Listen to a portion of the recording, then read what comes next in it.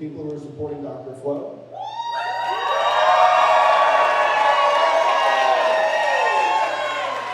There's people who are supporting Kevin. And there's people who have yet to make up their mind and want to hear from the candidates.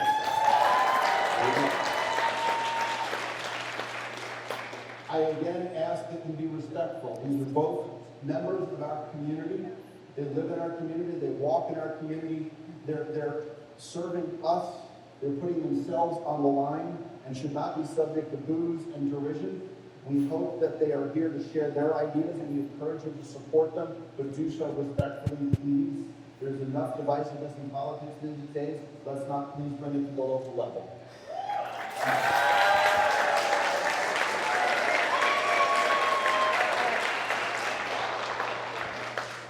And so with that, candidate introductions and opening statements. Dr. Flo, you have 2 minutes.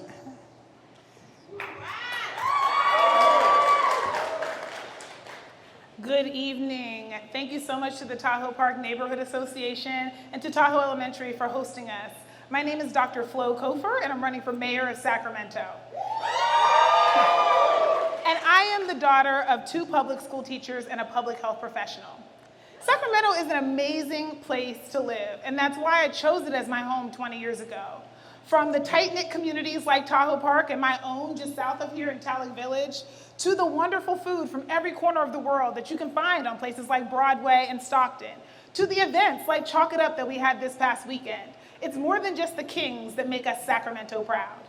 And yet, we also have some challenges to our well-being and our health. And among those challenges are the fact that we are leading the nation in housing unaffordability and homelessness, and not in the way Sacramentans like to, with cutting-edge policy.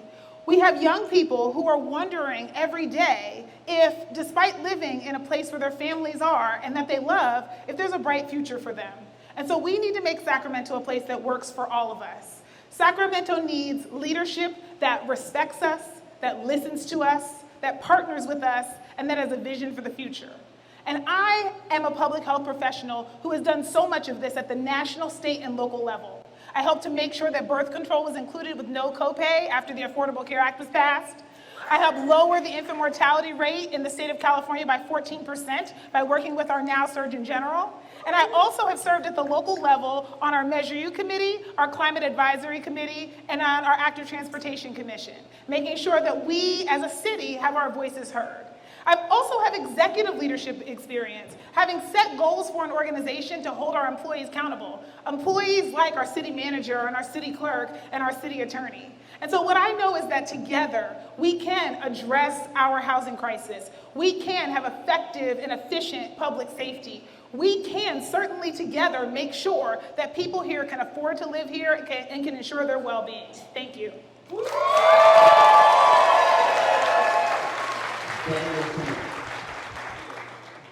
Well, thank you for being here tonight on this hot evening, and thank you to the Tahoe Park Association, Isaac and Lillian +1 for putting on this amazing event. I am Kevin McCarty. I'm your state assembly member. I used to be a board member of this neighborhood association. I'm excited to run for mayor of the city of Sacramento. And this is our final stretch. The campaign season starts to say Labor Day, so I'm excited to be here. And congratulations, Dr. Flo. And you and I are in the finals, and so we'll spend the next 2 months. 2 months from today, Sacramento's going to make an important decision. So I'm here tonight as a candidate, but I kind of reflect on how I got here. So yes, I was a student in Rob Wasser's class. Yes, I just finished my 10 years in the state assembly on midnight on Saturday. But you know, I'm amazed sometimes when I'm even here. I grew up in a chaotic single-parent family and didn't know if we would make it to the other side. After high school, some of my friends went to college. I went to Wintersmead Adult School in Mount Arden, Vermont to get my high school diploma. So I believe in public service. I believe that government can help people, help families, and that's why I'm running for mayor of Sacramento. Now I'm going to use my experience as a city housing commissioner, as a city council member, as an assembly member to solve problems, to find real solutions to our issues, practical common sense solutions. I'm not going to write checks that we can't cash. I'm going to focus on real solutions to our issues. You know, I decided to run for mayor a little over a year ago when our girls were walking home from school. And they had to go in and out of streets to get home. and I was fed up with homelessness just like you. So I wanted to go to City Hall to bring about some real solutions to the issues and not meander around on issues that we don't think bring in conclusion to what we're trying to tackle. So look forward to talking to you tonight about the issues before us with housing and homelessness and public safety and our parks and our city budget. So many other issues. Again, thank you for being here tonight, and I look forward to the conversation.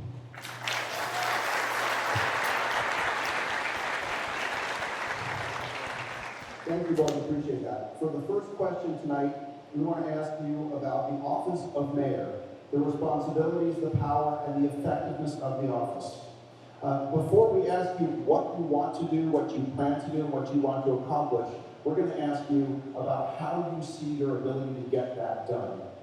The Sacramento City Charter spells out the duties of mayor, and the duties are not numerous. I want to specifically call out two of those. First, the charter stipulates that the mayor is elected citywide. As such, the candidates campaign throughout the entire city to all of the residents. Inherent in that process, they express their policy and programmatic goals for the city, much as you will do tonight to the audience here. And implicit in that, the voters expect you to deliver on those goals and objectives. When you say, as mayor, I will do X, they expect that you will do that. Simply put, the voters you campaign to expect you, as their mayor, to solve their problems. Which brings me to the second part of the charter. The mayor, according to the charter, section 4, subsections 3 and 4, shall have the right, but not the exclusive power to make recommendations to the city council on matters of policy and a program that require council decisions. The mayor shall be a member of the city council and shall be entitled to make and second motions on matters before the city council and vote on council actions, but shall possess no veto power over the actions of the council. Given the limited authority, some could consider the mayor an at-large city council member, simply having the responsibilities of a city council member but the burden of running citywide. The mayor, without the authority to act, traditionally, as people expect, can run into some problems. So before I ask, I want to be clear, I'm not asking about strong mayor. What I'm asking is, within the current system, how will you be able to work with the city council to be effective, to lead, to solve their problems, and to be the mayor that people expect within the confines of the limited powers of the mayor? And apologies, Kevin, you're up first for 2 minutes, and there are no rebuttals on the first 2 questions. Okay, that was a long question. I heard strong mayor there a bit. I'm going to focus on that, even though you said not to. So I don't support the strong mayor proposal. I always have opposed it. Voters have voted it down, I think, 4 times in 4 years. I led a couple of campaigns to oppose it. It's not a panacea. You look at San Francisco, they have a strong mayor. They have a high crime problem? Yes. You look at Oakland, they have a strong mayor. Do they have high problems with crime and homelessness? Yes. You look at the city of San Jose, they don't have a strong mayor, and they're making progress on homelessness and affordable housing. So it's about working together. And also, when you bring about the strong mayor ideas, I think they're more prone to corruption, and having people put their thumb on the scale. I like having the city council districts be able to go to their council member, go to Councilmember Garrett, and they'll have the same weight as anybody else, and the mayor. It's more democracy for neighborhoods and an opportunity for the people's voices to be heard. So the big picture of your question is how do we work within these confines? And I'll focus, as I always have, first and foremost, I know how the system works because I served there for 10 years as a council member. And it's a team sport being a council member. You can't just show up and be I'm king or queen and leave the day. You have to work with others. So that's what I have always done, working with our county partners with the county board of supervisors, working with our state partners in the legislature, working with our congressional partners, but most importantly, working with our city council members to be able to councilify, to be effective. And yes, we do have a city manager form of government. We need to make sure that we focus on our priorities, aligned with what the city manager is pushing out. Because we are the leaders of the city. We set policy. We hire a city manager to implement that policy. So in my experience and work as an elected leader, I've always focused on the adage that if you want to go fast, you go by yourself. If you want to go far, We go with others. We go together. So that's the approach that I'll bring to the mayor's office and work with our partners, our council members, to bring about solutions to our issues. Dr. Clark, please. I'm so glad this question has been asked because on the first day of public health school, one of the first things they tell us is you are responsible for the two things that matter most to human beings: the number of years in your life and the quality of life in your years. And oh, by the way, you have very limited authority and almost no money to do that. Good luck.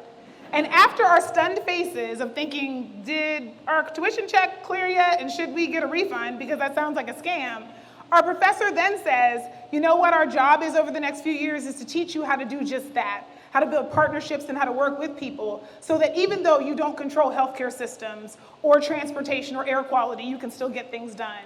And that's exactly what the mayor is. The mayor is a collaborative mayor, and I've always hated the strong versus weak designation because it makes it seem as if nobody wants to be weak, so we must want to be strong. But if you know how to collaborate, the position is plenty strong. The goal here really is to work with everybody on the council and see what I see are their strengths. I see 8 people who are uniquely positioned to help us get things done.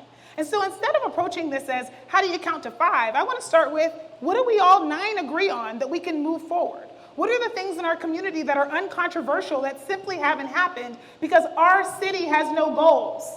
When I first became chair of the Measure U committee, I sat down with Lainey Milstein, our assistant city manager, and I said, okay, let's figure out how Measure U fits in. What are the goals for the city? And she laughed in my face and said the city has none. There's a process on page 34 of the budget that outlines what the council could do, but they never take advantage of it. So in the first 100 days, you know what I'm gonna do? We're gonna sit down and actually have a process. And we're also going to have clear performance objectives for our city manager, for our city attorney, and for our city clerk, because they're our staff. And without knowing what they're held accountable for and how they fit into the mix, how are we going to get anything done? So absolutely, we can get so much done when we sit down and we actually think about how systems work and not necessarily our own egos.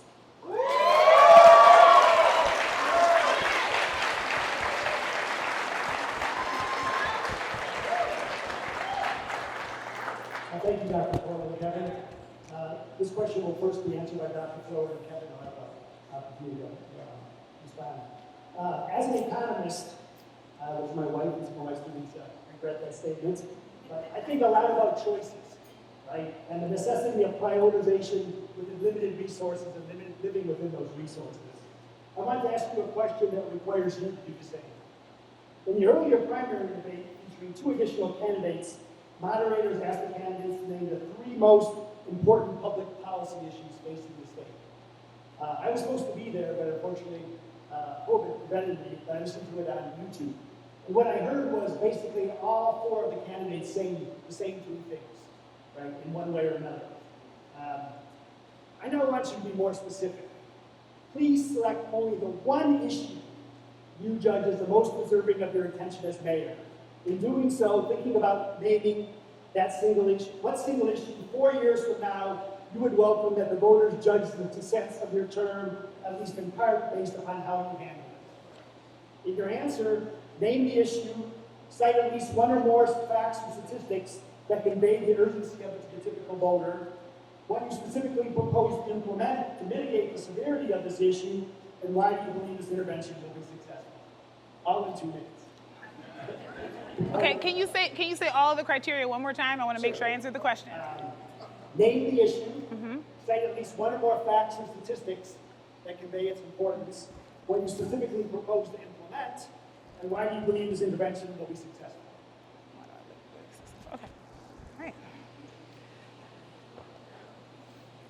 When I think about the city of Sacramento, I think about what I hear at every door, and our campaign has knocked 35,000 doors now, and it is the issue of homelessness. It's the issue of housing in this community. And so what we know is that we have thousands of people sleeping on our streets. Or in my instance, just a few weeks ago, I woke up to someone sleeping in my backyard. And so I know that's a challenge for us because we have to have a place for people to go. And so I want to make sure that we answer that question, that we are working together to make sure our neighborhood associations and our business improvement districts and our county and our city are all in the boat, rowing together in the same direction, achieving goals. So step 1 will be, we will set some goals to be able to address those thousands of people on the street. Specifically two. I'd like to, by the end of my term as mayor, have none of the people who are constantly cycling in and out of our emergency departments, our jails, and our frequent targets for calls of service. I'd like to get them into permanent housing.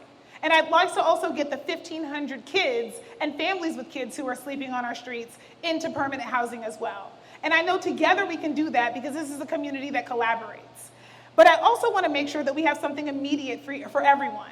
And Portland, Oregon has done just that with safe rest villages. They have created places, outdoor spaces, where people can come and have their basic needs met, so that when we see someone in a place that they can't stay permanently, we don't just sweep them along from your house to your neighbor's house, but we actually have a place for them to go to be able to charge their cell phones, to be able to use the restroom, to be able to do laundry, to be able to do the things that are necessary. And they were able to do it with $16 million of ARPA funds. And I know that we have the ability to be able to take the dollars that have been allocated for housing and homelessness and achieve those three goals if we work together in concert with all of the people in this region working on this issue.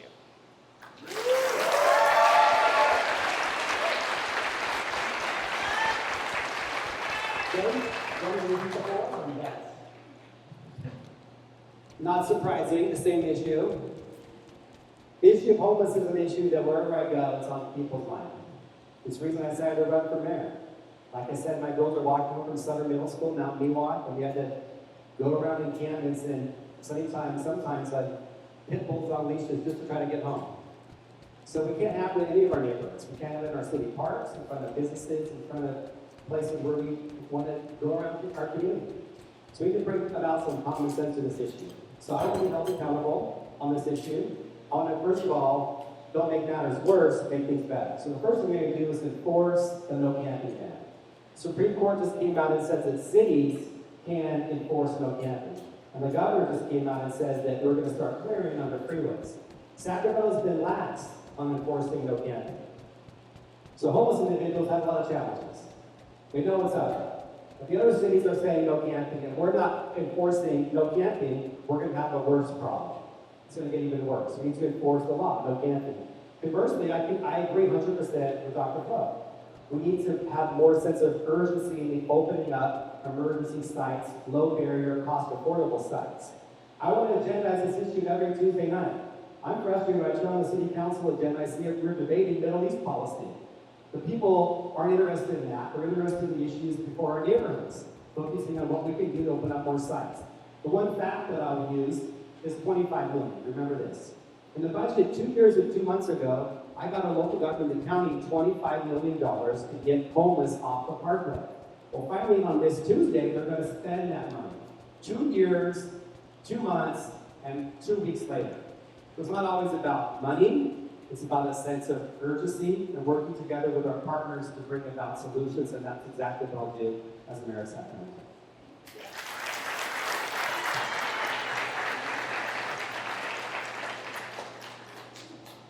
Okay, we're going to continue with that theme of homelessness and drill down a little deeper. Can we rebut? Are there any no rebuttals yet? There's no rebuttal on the first two questions. Okay. You will get to rebut the next question. So that concludes the first two questions that Rob and I came up with. We're moving to the 5 questions that were submitted by the community. So homelessness is and has become a traumatic and dramatic humanitarian crisis in our city, impacting not only businesses and residents, but the homeless themselves, often forgotten in the discussion of homelessness. The prevalence of homelessness can deter people from shopping in certain areas and can contribute to issues such as drug use and theft in neighborhoods. Before we go to the specifics of the question, I like to give a little context, as you probably understood from my first question. Let's agree. Homelessness is a statewide crisis, not just a Sacramento crisis. And the current situation is not acceptable. Whatever your policy solution, the current situation is not acceptable to anyone. It isn't humane to allow economically disenfranchised, mentally ill, and drug-dependent individuals to continue to sleep in doorways, under bridges, along the parkway, and the myriad other places they go for lack of viable alternatives.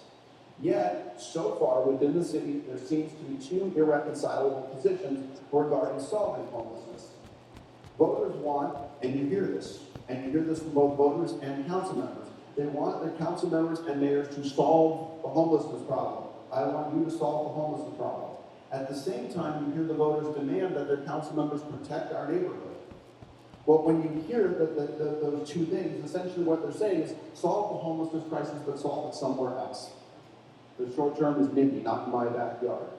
The residents of the city at large are crying out for a strategy to deal with homelessness, but it seems like the two irreconcilable positions have allowed status quo to prevail. So with that, how do we provide meaningful solutions in a city that doesn't have a surplus of vacant lands where we can build facilities? What strategies and policies should be implemented by the city?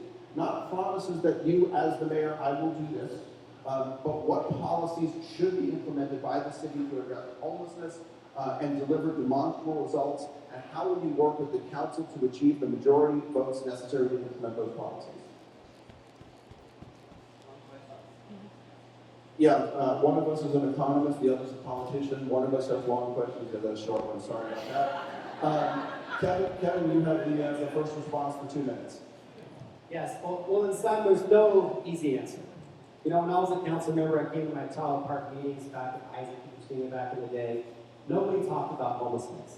It was not an issue. It was an issue in District 1, over the Richards Boulevard area, but it's become a statewide and national crisis we all need to get around. We all need to work on this together. We are all in this together, including our county, which, by the way, has 10 times more money than the city to solve these issues. So we need to work on these issues in partnership.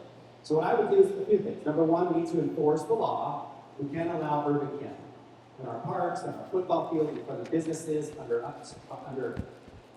overpasses, in our neighborhoods. We can't allow that. What I want to do, number two, is have an audit and assessment of how we're spending our money. We're spending about $25 million a year in homeless response. Our problem is this high, our money is this high. We need to make sure that what we're spending our dollars on gets our biggest bang for our buck. We don't have the opportunity to focus on the Cadillac solutions. We need to focus on the opportunity to get people off the streets, tiny homes, safe grounds where there's bathrooms and water, and rescue facilities and services and some compassion. You can enforce the law and a place where people can go. Again, we would partner with the county to maximize resources.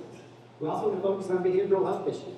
Not all homeless are mentally ill, not all mentally ill are homeless. There's a strong correlation with people on the streets and mental health and addiction. I do think that some people need to have towards treatment.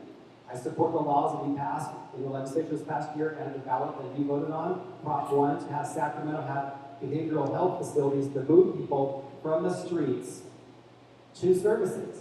And that's going to take some effort. And I'm 100% supportive of that, and this should be all across Sacramento, not just in selected neighborhoods. Again, I want to agendize this every week. I don't want to agendize trivial issues. But too often we sweep this stuff under the rug. We need to have this on the agenda every Tuesday night. Focus on the uncomfortable to make sure we solve our issues. Lastly, we need to build more housing. We have an affordable housing crisis. I hope that's the second question later on in the debate, because housing has a key issue in the issue of affordability and homelessness in the first place. Can you just ask the question part one more time? Can you just ask the question part one more time? Sure. I just want to make sure I hit all the points. So the essence of the question was, I don't know what the problem might have been. Perhaps I should write shorter questions. No. I just like to make sure I answer the question. I just always like to make sure I answer the question. I know that. I was trying to make fun of myself for writing the question there. How does the city council provide meaningful solutions that help move homeless from the streets to more sustainable living situations? What strategies and policies do you believe should be implemented by the city to address the crisis and deliver demonstrable results? And how will you work with the council to achieve the majority necessary to implement policies? Great. The nice thing about answering this question is that every single council member knows this is a priority, so we don't have to have that fight. In fact, we're all in agreement, and that's why we start with the 9 votes in favor of this being our priority. What we now have to come up with is where. And that question was given to the city manager last year, the idea of where these are going to be. And so I reached out to him to find out exactly what's going on. And right now, there are at least 6 sites that have already been identified and that are being vetted for feasibility. So let's start with going to communities and having the conversation. Because in the preamble, you're absolutely right. The challenge has been that nobody wants to feel like they're being put upon. Nobody wants to have something that they don't quite understand suddenly pop up in their neighborhood. That scares us all. That is a normal, natural human reaction. But there are things that we all care about, and I know because in Sacramento, 30,000 people wake up every Thanksgiving morning to do Run to Feed the Hungry to support the food bank. We are not a community that does not care. And if people take the time to respect us and engage us meaningfully, we will be partners in this solution. Our business improvement districts already are. Our neighborhood associations already are. The challenge is we are not coordinating what we're doing. So we have far more than $25 million that's being allocated if we sum up what everybody is doing independently and we actually come up with a goal together that we can all work toward. I mentioned earlier the Safe Breast Villages. That's been done in Oregon. And you know what it does? It allows community members to be part of the decision of what happens and where. It actually allows for you to be able to work together on solving an issue that every single person names as their number one issue. So we don't have to agendize this every week. We need to set a priority, have some plans, and be updating ourselves regularly on where we are and where we need to go. And so I have these available. My team can pass them out so you can actually see what safe rest villages look like. Because this is not an untested proposal. It's a very feasible one that we could implement right now to make sure people have a place to go and that we're not just sweeping the problem from door to door.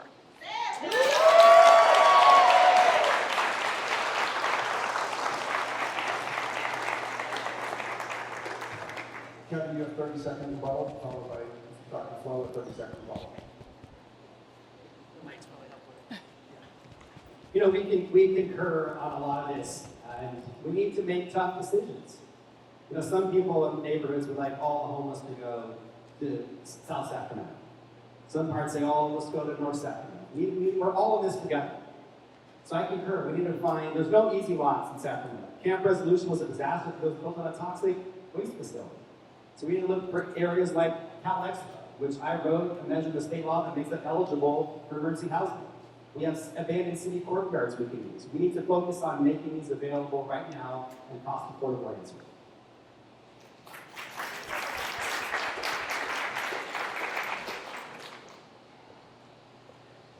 A few things are true. Cal Expo does not want to be the site of all of the homelessness in the city of Sacramento. And so we have to work with partners to be able to have solutions. And Camp Resolution was not a problem because of where it was. It was a problem because we never sat down and respected the people there and showed up as a city to actually be good partners from the outset. And so the trust continued to devolve over time and led to a really unfortunate outcome. We can do so much better on these issues by using a public health approach to be able to bring people together to be part of the solutions in our communities.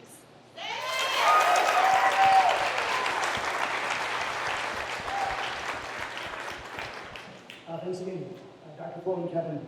The economist is going to ask another money budget question to you. This actually came from the Tahoe Park Neighborhood Association, but they assigned it to me to ask. As you know, the city of Sacramento in fiscal year 24-25, a budget of $1.6 billion, faced a projected deficit of about 5%. Not all that large in the scheme of deficits they faced in the past. City council, mayor, manager had to make some choices regarding some minor revenue enhancements, realizing some prior savings, and a few minor cutbacks. But you know, if we don't have a budget deficit next year, it's likely to occur at some point in your 4-year term. So what would you do to prioritize expenditure, right? If cuts had to be made, and or what additional revenues do you think are available if we face a future budget deficit? Especially to maintain essential services. I know the people in this audience are very concerned about local parks, you know, who them maintain. So how would you prioritize that? And can the city of Sacramento get by with its current revenue, or in your opinion, should it seek additional revenue sources? And Dr. Flo will respond first. The beauty of being in a city is that we have access to so many people. And so Strongtown Sacramento has already helped us to begin to answer this question, which is that we cannot budget year by year. When I was the Measure U chair, we knew about this fiscal cliff that we were going to fall off in 2024 back in 2019. And our committee repeatedly gave recommendations to say, here's what we can do to stop this, that were not taken up by the council. So there are opportunities for cost savings for sure. In a $1.7 billion budget, there are always ways to be able to improve efficiencies without even having to cut any services, and so we need to start there. But secondly, we do need to be thinking about how do we spend in ways that set us up for a bright future? How do we spend in ways that don't allow Rio City Cafe to have to shut down, which limits our tax revenue from the city when we were their landlord, but we have $1 billion in deferred maintenance, so we couldn't keep their porch open in order to be able to save their business? That's an example of us being penny wise and pound foolish. Right this week, we missed out on $10 million in Caltrans dollars because we didn't invest $1 million to make sure we had the match. And that was to secure some of these intersections where people are killed and severely injured. Did you know we've had more of those incidents this year than we've had shootings? Why wasn't that a priority of our budget? So when we sit down to think about how we're going to spend dollars, we have to think about that. But we also need to talk about maximizing revenue, so thank you for asking that. You know, for the longest time, we've been worried about downtown and the businesses downtown. And instead of coming up with a bright vision for the future, we kept trying to drag state workers back into the office against our climate goals. Well, I had a conversation with Dr. Luke Wood about what would happen if we brought a Sac State residential campus downtown, which only requires 2 signatures from DGS. And now you have young people downtown solving a multi-decade issue, which is downtown goes to sleep at 3 o'clock. Young people wake up at 2. Problem solved. They're now downtown, spending money, using transit-oriented housing, and they're at the feet of our state capitol. Let's do good things together.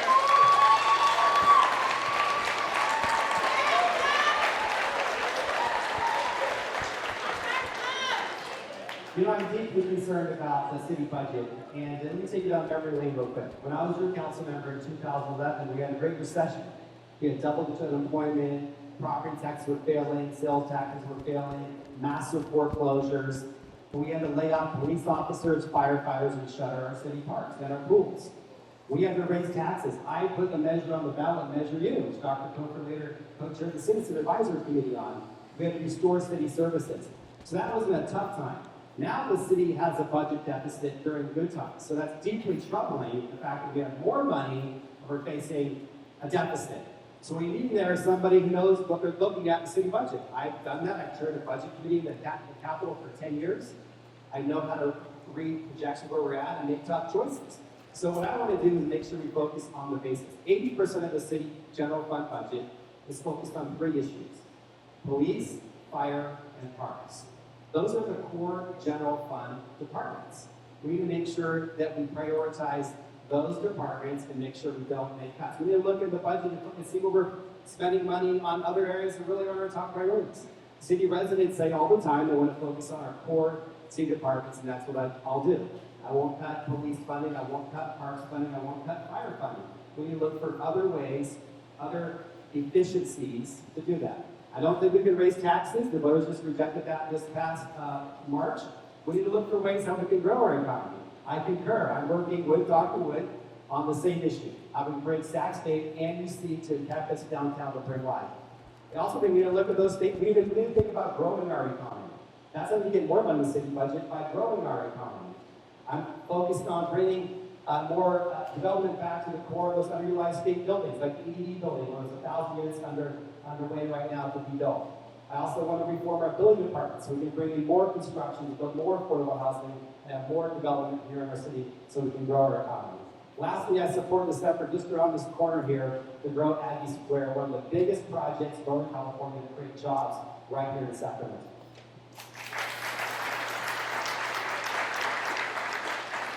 Dr. Ford, you have 30 seconds to respond. As I mentioned, I was on the Measure U Commission, and so we have been projecting this for a long time and trying to give policy recommendations. And I appreciate Assemblymember McCarty and his work, but he's also been in positions of power to do something about this while these problems were getting worse. And so I have questions about why we haven't already gotten some of these things done and why the $25 million went to the county for homelessness, but then went 2 years without spending when the county has had historical problems spending dollars. Why couldn't a timeline and some accountability have been put in there so we could address these urgent issues urgently because they are priorities? The you're stating something, Ms. Brown? Yeah, this is a question about the city budget. I'm going to talk to you, the community here, focus on what we need to do. We need to grow our economy and make tough choices. I don't support some of the Measure U recommendations years ago, which that's true. If you followed some of those recommendations, we would have had fewer police officers on the street right now. I don't think that makes sense. Our city has grown tremendously in the past 10 years. The amount of people we have on the streets for police and fire are the same they were when I was a city council member 10 years ago. So we need to focus on our core city services and not focus on issues that don't reflect the will and the safety of our community.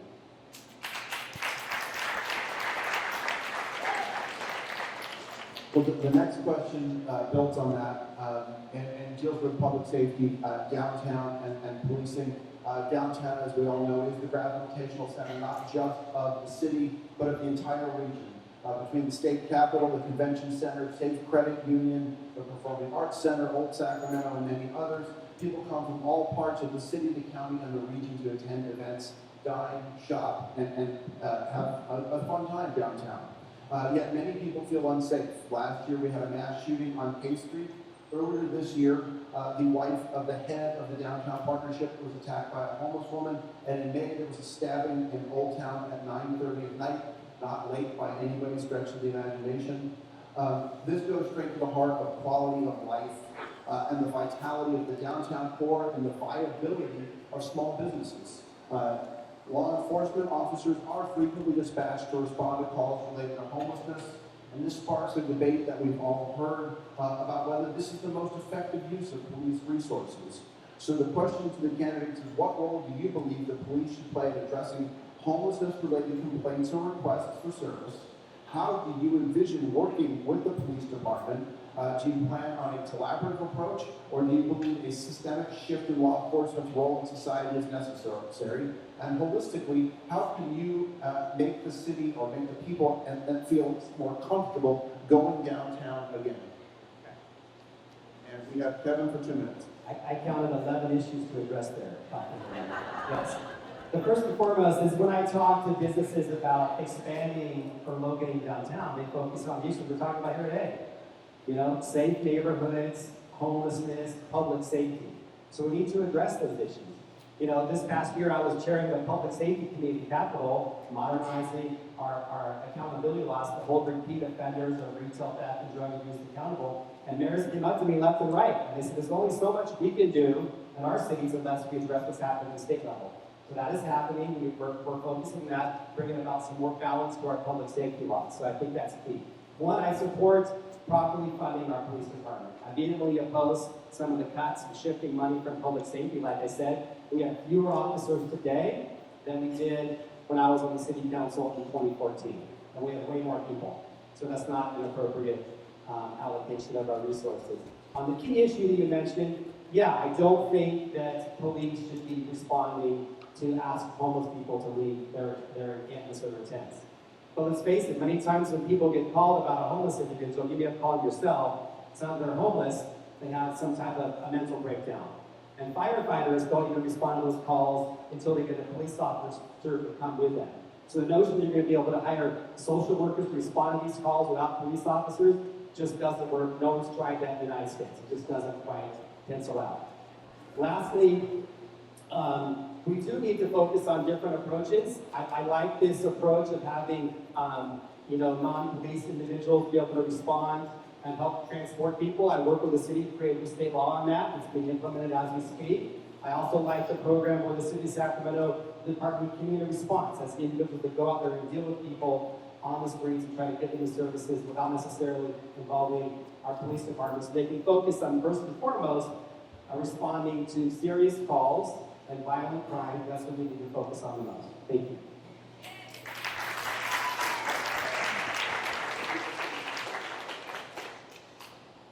I experience safety a little different than the gentleman I'm sharing the stage with. And so for that reason, I think about it a little differently too.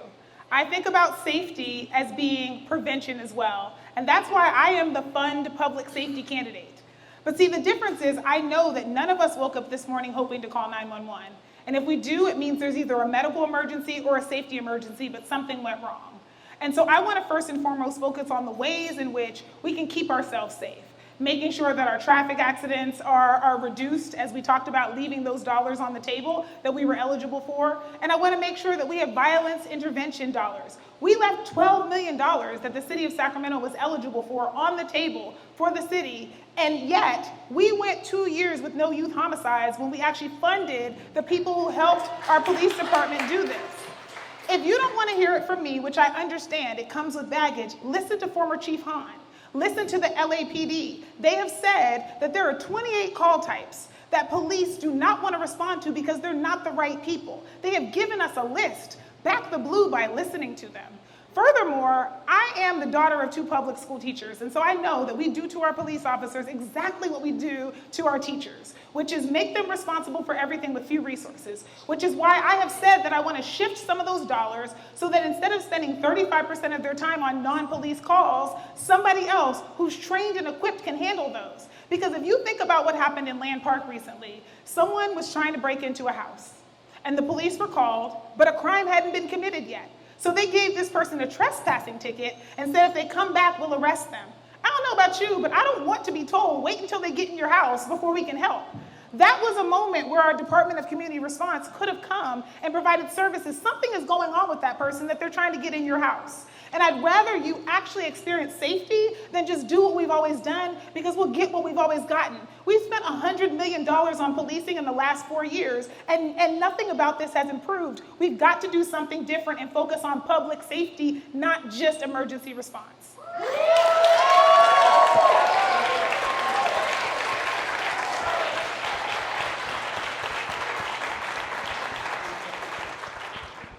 You know, I believe that we need to modernize public safety. I wrote the very difficult laws on use of force after the summer of George Floyd and Stephon Clark.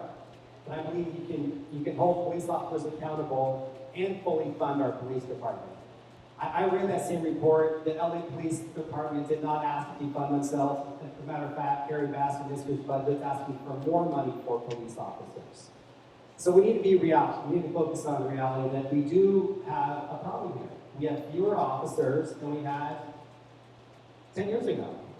And we have more calls that are going unanswered. So we need to focus on our priorities. Thank you.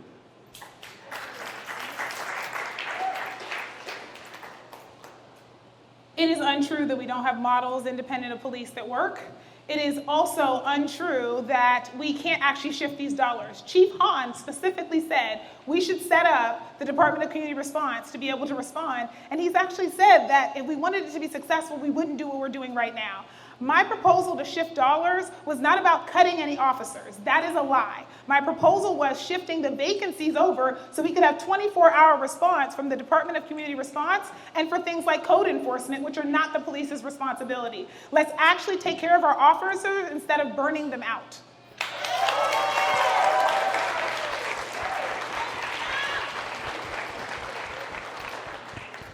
Thank you, Dr. Floyd. Kevin, this is the 4th of 5 questions that are coming from the Land Park survey the Tahoe Park survey that was given. This one is also related to local business and the economy. You know, business operating in the city of Sacramento had a tough few years with COVID, with loss of employment at the state level, civil protests affecting downtown, both affecting revenues coming into the city that was already mentioned, and additional expenditures that had to be made to mitigate some of those issues. The city council themselves asked the voters to support a rather small increase in the business tax. It was only going to raise about $6 million total, but it was roundly rejected, 2/3 majority, I believe, votes for that. So, you know, what measures are you thinking about implementing as a mayor to support local business economic activity, recovery and growth in this rather challenging environment that still continues? And if these measures cost money, which they very likely will, where would you propose these city dollars come from? New local revenues or reallocation from other city expenditures? And if, you know, talk about the tax or the fee that you're going to put in place, or talk about where you're going to reallocate money from to help out local businesses. And Dr. Floyd first. So yes, like 2/3 of you, I was opposed to the BOT because of the way it was structured. It put a lot of pressure on sole proprietors, even some who weren't bringing any revenue in, to spend out what was a really taxing amount of money. But at the time, our business community said they actually would be in favor of bringing it back. But going back to our public health principles, nobody consulted them. And so, see, I live by the adage of nothing about us without us. So I don't want to do things to you. What applies in sex applies in real life. Don't do things to people, do it with them.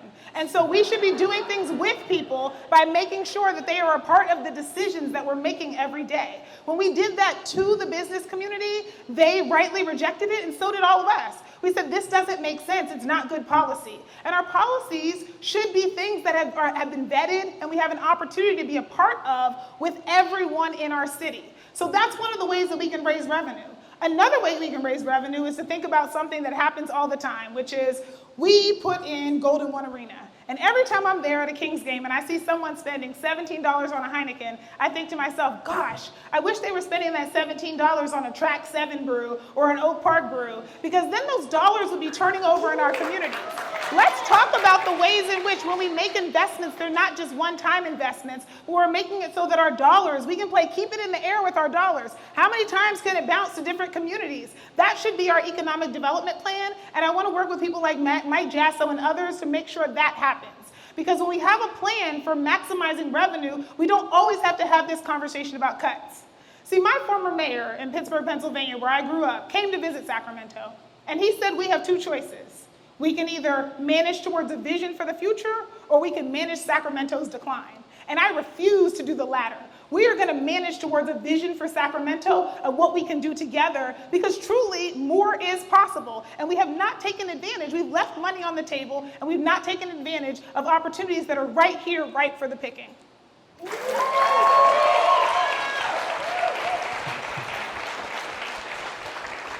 kind of remember the question, and I'm remembering what you just said. Did you only say that? You did, yes. Yeah, as far as the tax goes, that was a disaster. All of us on the March ballot opposed that, asked for vote in Sacramento. You know, we can't always go back and tax the people of Sacramento on these issues. They want us to be smarter with our money. They're asking us, hey, Sacramento, you have more money coming in every year, and you have a budget deficit. We need to look at our existing expenditures and how to mirror with our priorities. But we need to focus on growing our economy. You know what I want to do? Downtown. You know 50% of the buildings downtown pay zero property taxes? Zero. We're not putting the genie back in the bottle with work from home, with remote work.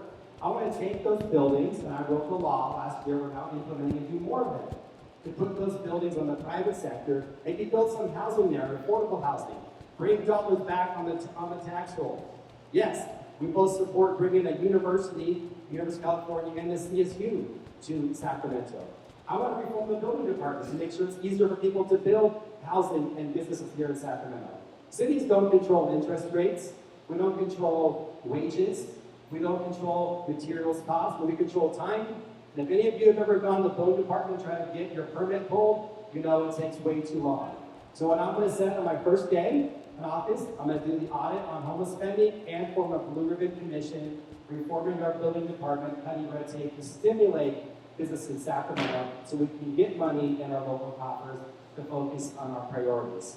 We can make sure that we can do two things at the same time. Be smart with our money, listen to our voters, and see what we can do and grow our economy with a smart economic development plan. Thank you.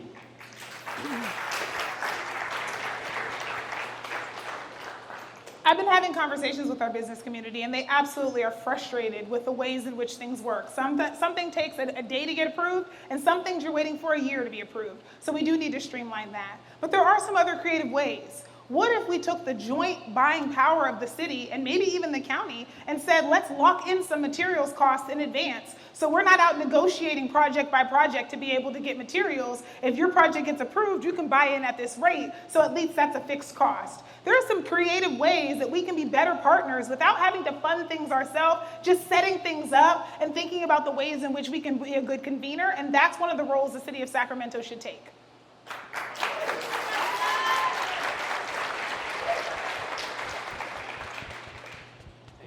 We're now moving to the last of the Tahoe Park Neighborhood Association questions.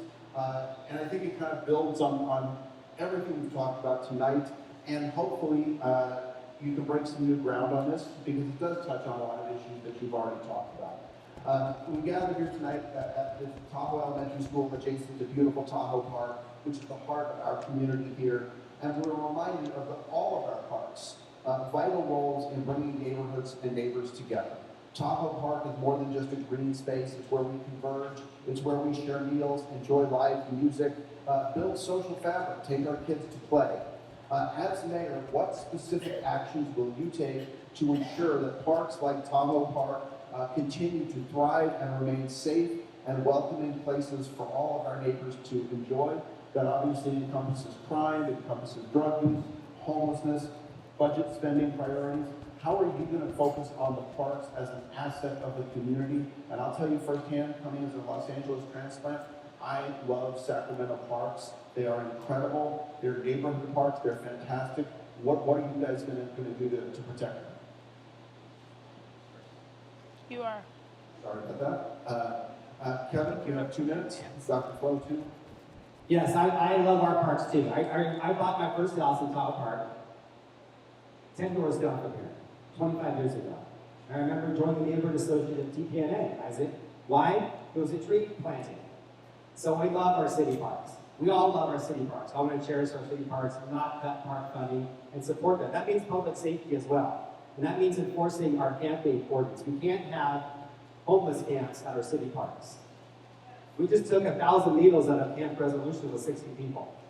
Stanford Park had a similar problem. We need to make sure that we don't have some of these issues around our city parks.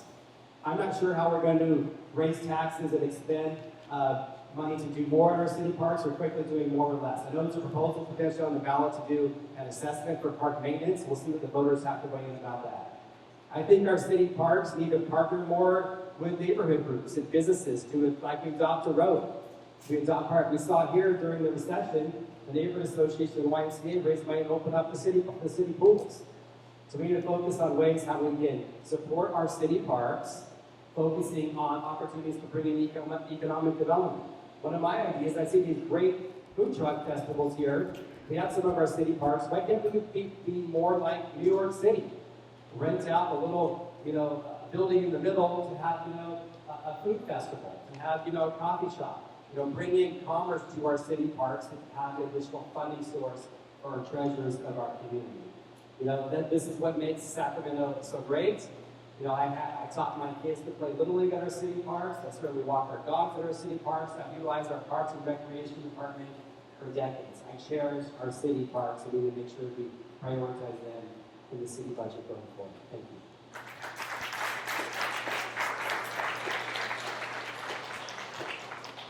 Parks are an essential part of our community, and they are part of what keeps us healthy. When my uncle passed away a couple of years ago, the tree at the corner of 61st and 8th right here in Tahoe Park was a place that I would come and bring a blanket and just listen to music and read Hard Times Require Furious Dancing by Alice Walker to be able to get me through that difficult time. So trust me when I say that parks are important, because we understand their importance as part of the ecosystem of our cities. And so part of what we want to do is think about how are we using our parks right now. How many of you have been to a park and gone to use the restroom and the restroom was locked during business hours? How many of you at home have a thing where you can remotely open your door? Couldn't the city of Sacramento put something like that in so we could make sure that our doors are open when somebody is coming to use the restroom during daytime hours? We need to be thinking about how we invest in making sure our parks are accessible so that when families are coming, they're not having the experience of not being able to use the restroom and having to go back home, or not wanting to use the park because it's not there. Some of the solutions that we need to think about are the design of our space. We see trash sometimes around because we don't put any trash cans out. And so we need more of that throughout our city.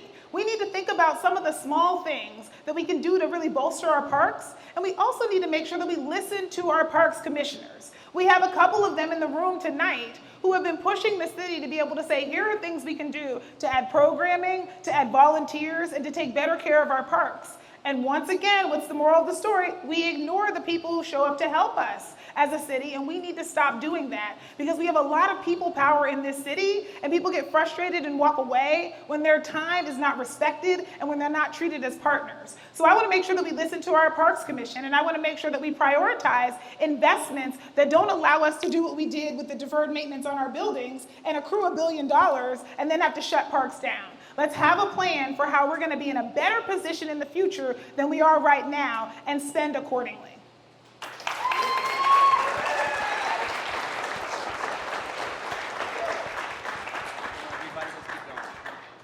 You good with that? No, Yeah, we're good. Okay, Rob? Okay, now we're going to move into a round of questions where you are allowed to ask the other candidate a question. So I'll give you like 10 seconds to formulate that question. So Dr. Flo is going to first ask Kevin a question, and limit that question to about 30 seconds. Follow my example, not words. Kevin, candidate, Kevin as a candidate then responds, and then Dr. Flo can rebut that response. And then we're going to flip it around with Lloyd being the next one. So first, Dr. Flo, you can ask Kevin a question.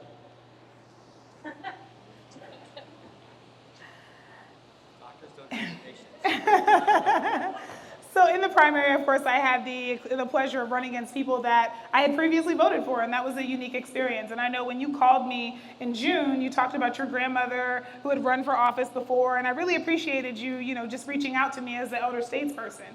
So I was really surprised to hear recently that you've been at the door telling people really misleading things about me and my campaign. And so I'm curious to know why. Why has that been happening? Why am I hearing back from people that you're telling people, you're talking about me and not your vision for Sacramento, and that you're saying things that aren't actually true?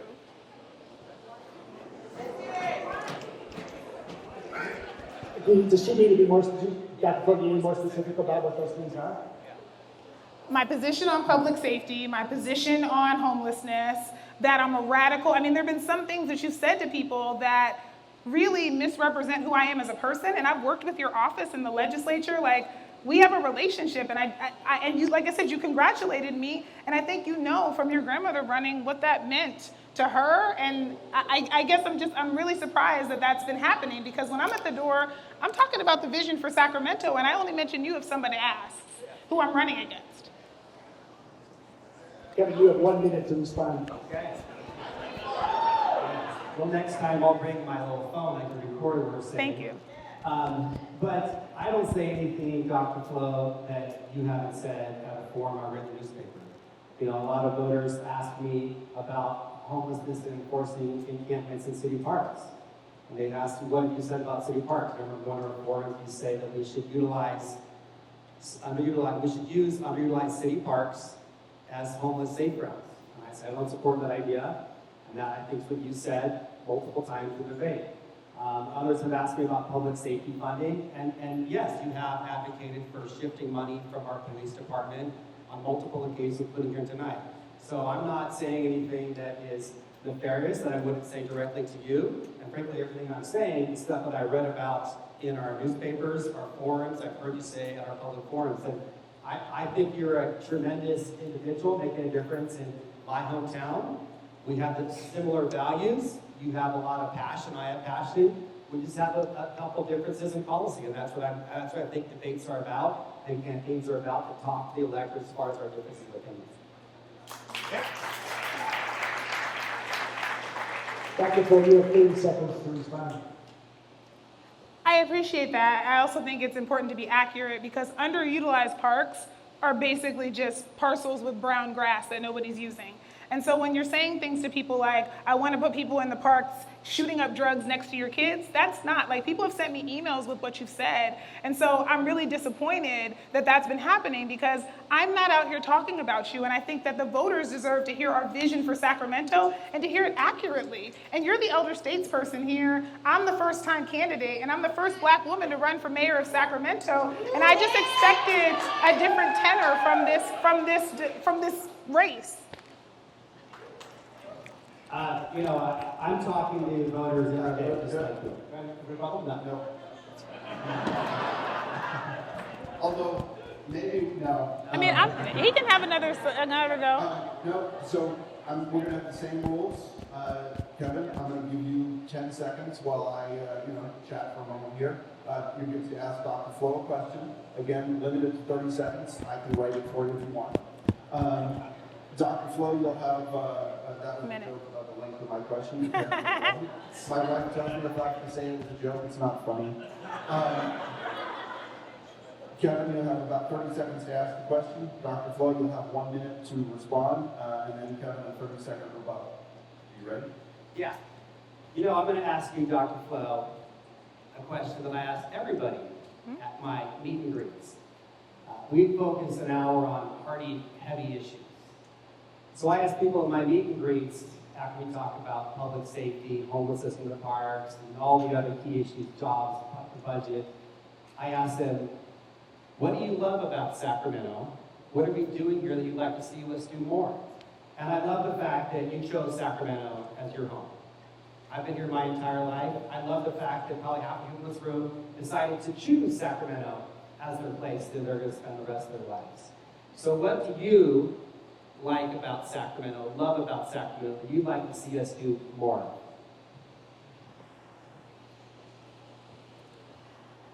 I love that Sacramento is a place where we have so many unique events, and that every week you can go and do something else. I've learned more about this running for mayor, about events that I didn't even know were happening in Sacramento, and people show up, whether it's Chalk It Up this past weekend or Porch Fest. We do really cool things here that I want to see us build upon. I love our creative economy. The big earrings that I wear are from a local artist, Ebony London, who's at 23rd and C, right? And she makes these gorgeous art pieces because she says, why see art when you can be art? And I love that. I love that Sacramento has its own flavor, and that this is a place that, has kind of a spunk. We're not a diet version of the Bay Area or LA. We're big Sacramento. And so I love the energy that we bring to things. I love that we have Run to Feed the Hungry, and my family on the East Coast really thinks we're weird for doing that, and that 30,000 of us do it. It's the largest turkey trot in the country. And so I think those unique things about the character of Sacramento, from our diverse trees to our diverse people, are what make this place so incredibly special.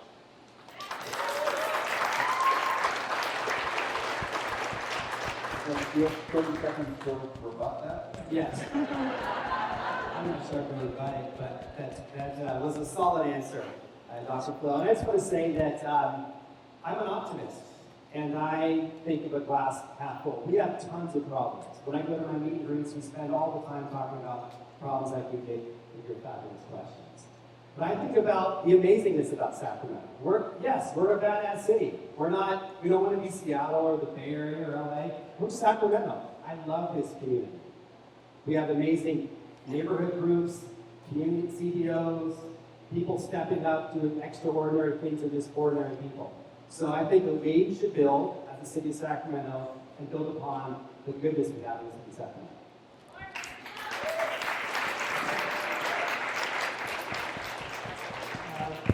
Thank you for that lively exchange. We were given the opportunity, Lloyd and I, to maybe formulate a question during the debate. I put one in my pocket because I'm sure Lloyd and Kevin both know, and others know that I'm very interested in the affordable housing. It's an issue that I talk about, research that I talk about in my class. You brought it up earlier. We haven't specifically touched on it. I also like to narrow down and be specific. So I'm going to ask you this question about rents, right? More about renters in our city. With a median monthly rent of about $1,900 for a two-bedroom apartment, median being the middle amount, right? Half below that and half above it. Sacramento is among the top 1/3 of the priciest rental markets in the 100 most populated cities in the country. Part of it is what Kevin was talking about, such a desirable lifestyle with a limited amount of apartments. Landlords are taking advantage of that and raising rents. This is even the case after state-imposed rent control, right? Is this a concern you want to address as the city's mayor? And if so, and if the further rent control proposal on the state ballot passes, Prop 33, I'll leave it up to you if you want to explain that, would you support the city's expansion of rent control that's going to be allowed by the passage of that? And if not, explain why you would not support it, and what other city actions you would favor to bring down rents. And this goes to Kevin first. No rebuttals here, just 2 minutes. Yes. Yes, you know, rents have stabilized and gone down a little bit in Sacramento, but the rent is still, too high. We need to do much more to help renters and build more housing at all income levels. I don't support that measure because I think if you have a New York style, LA style, SF style rent control, there'll be no apartments built here in Sacramento. People will walk away. I support the middle ground approach, which I helped write, the city adopted, which is anti-rent gouging. Cap rents at no more than CPI plus 3%, which is roughly 8 or so percent during the high inflation up to 9 or 10%. I thought that was a fair compromise. I think anything else would be a disaster for building any more multifamily apartments in Sacramento.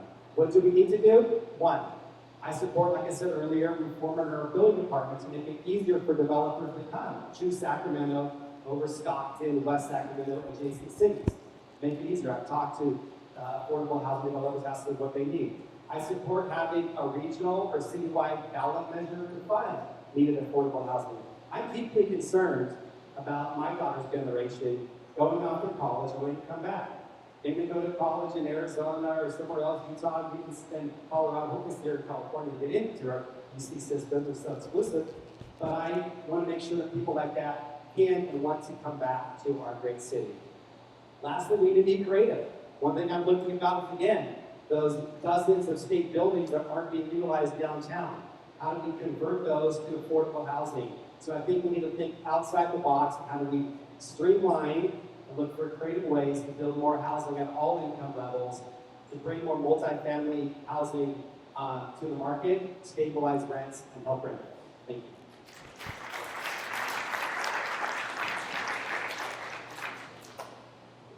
You know, the challenge with the housing crisis is it's not just one thing. And so when we talk about rent stabilization and rent control, we have to think about the big picture. The big picture is that the fastest growing demographic of people who are becoming unhoused are seniors. And the reason for that is because at some point, even if the rents are stabilized, if they go up too high, they exceed your income, especially if you're not able to increase your income. And so there is a point at which we are going to reach the max and people are going to be outside on our streets. And we lived for many years in a city where the adage was true that for every one person that we rehoused, 3 people were losing their housing. We also invested $2 million one time of ARPA dollars to be able to help 800 families. And when we looked 18 months later, about 770 of them were still in their housing. So we recognize the importance of being able to fill in those gaps. We also recognize that those gaps exist because rents go up, because emergencies happen, and when people are spending more than 30% of their income on housing, they run the risk of having one of those emergencies and then not having to rob Peter to pay Paul and having to make really tough decisions about whether to eat or whether to pay rent or whether to go to work or whether to fix the car or whether to buy school clothes. And I don't want us to be having to make these Sophie's choices between things we actually need. So yes, I am supportive of Prop 33 because I think it gives us the option to be able to have the conversation. And that conversation has to include, how do we build more missing middle income? What happened to the Affordable Housing Fund that Measure U was supposed to help create so we could actually create more housing? Why can't we build some smaller places that young people on new salaries can afford so that they're not being rent gouged in other places? So absolutely, we need to talk about how we stabilize people's rents because incomes are not going to go up indefinitely. And if we look at the last 50 years, they have not kept pace with inflation. So even when we do things like keeping things pace with inflation, we are outpacing people. And that's why this election is about the economy. I'm pragmatic, I get it. We have to have money available. And so we have to look and think about doing things differently, but we have to make sure that we're taking care of people and affording their ability to have their basic human rights.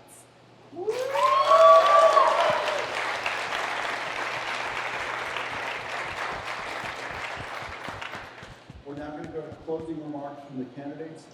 Since Dr. Flo, you just spoke, you're actually going to invert the order. Kevin, you have 2 minutes for your closing arguments, and then Dr. Flo, 2 minutes, and then we'll say a couple of quick thank yous and goodbyes and the candidates. I believe you've agreed to stick around afterwards and answer a few questions. So if you want to ask some questions of the candidates that weren't asked in the debate, again, this is politics at its finest at the retail level. We get to meet the people who are running to be mayor and talk to them personally after the debate. So with that, Kevin, 2 minutes for closing. Yes, thank you. And let's give it up to our moderator tonight. Thank you, Board of Thank you to the Neighborhood Association. Thank you for you being here. I know some of you came here to support one candidate, some came to support the other, some just wanted to come listen and learn. That's what democracy is all about. And I'm glad we're having this choice to talk about the issues before us today. Because we are at a crossroads in Sacramento. And we have a lot of challenges ahead of us. I think the city needs and deserves somebody who knows how to get things done, that knows about working with others to produce results. I've always been about bringing common sense solutions to our issues. I'm not going to write checks that we can't cut. I'm not going to make promises that can go unfulfilled. So that's why I've been endorsed by our firefighters, by our police officers, by the current and prior mayors, by the majority of the council members, county supervisors, congressional delegations, assembly members. They know they can partner with me to get things done. I've always been about solving problems. When this neighborhood was run over by absentee landlords, I wrote the law to go after slumlords. When a young girl at the George Civic Center was shot in the face at 5 p.m. in front of the community center on a Saturday night, I said, how can we raise money and open up the community centers for the hotspot activities to keep kids out of trouble on weekends? I've done this over and over as a city council member, as a state lawmaker, and I will do so as your mayor. Lastly, in my last 30 seconds, I'm running for mayor, and my North Star is always my 16-year-old girls. I want to make sure they're safe walking home from school. They can walk home from the light rail station, not have to dodge around encampments and pitfalls. But I also want to make sure that they want to come back to Sacramento, that has housing at all income levels, that has a vibrant economy, that's a fun city with music and arts and culture and sports. So we need to focus on the present, but also the future of Sacramento for future generations. Thank you for your time, for listening to us tonight, and respectfully hope you're going to go. Thank you.